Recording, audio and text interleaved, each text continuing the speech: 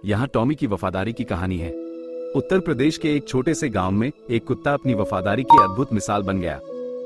ये कहानी है टॉमी नाम के एक साधारण से कुत्ते की, जिसने अपने मालिक के प्रति अपनी अटूट भक्ति से सबको हैरान कर दिया। टॉमी का मालिक रामू एक गरीब किसान था। वह अकेला रहता था और टॉमी उसका एकमात्र साथी था। दोनों का रिश्ता सिर्फ मालिक और पालतू जानवर का नहीं था, बल्कि वे एक दूसरे के परिवार की तरह थे। रामू जहां भी जाता, टॉमी उसके साथ होता। गांव वाले भी टॉमी की वफादारी और समझदारी की तारीफ करते थे। एक दिन रामू बीमार पड़ गया। उसकी हालत इतनी गंभीर हो गई कि वह बिस्तर से उठ भी नहीं पा रहा था। टॉमी ने देखा कि उसका मालिक कमजोर होता जा रहा है। वो रामू के पास बैठा रहता, उसके चेहरे को चाटता और कभी कभी गांव की तरफ भौंकता, मानो मदद के लिए किसी को बुला रहा हो। 3 दिन बीत गए, लेकिन रामू की हालत में कोई सुधार नहीं हुआ। टॉमी ने फैसला किया कि वह खुद मदद लेकर आएगा। वो गांव की तरफ दौड़ा और एक डॉक्टर के घर के बाहर जाकर जोर जोर से भौंकने लगा। डॉक्टर ने पहले तो ध्यान नहीं दिया, लेकिन टॉमी ने हार नहीं मानी। वो डॉक्टर के पीछे पीछे चलता रहा और भौंकता रहा।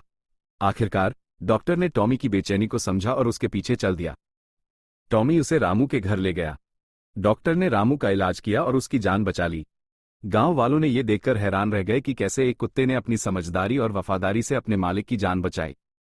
समय बीतता गया और रामू ठीक हो गया, लेकिन टॉमी की वफादारी की यह कहानी गांव में मशहूर हो गई। लोग टॉमी को वफादार टॉमी कहकर बुलाने लगे।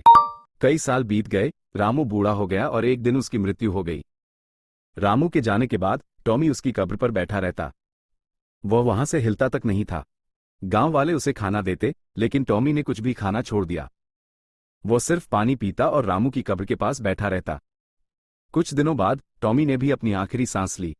गांव वालों ने उसे रामू की कब्र के बगल में दफनाया। आज भी गांव में टॉमी की वफादारी की कहानी सुनाई जाती है। लोग कहते हैं कि टॉमी और रामू का रिश्ता मौत के बाद भी जारी है, क्योंकि सच्ची वफादारी कभी मरती नहीं। ये कहानी हमें सिखाती है कि प्यार और वफादारी की कोई सीमा नहीं होती। टॉमी ने साबित किया कि जानवरों के दिल में भी इंसानों की तरह प्यार और भक्ति होती है।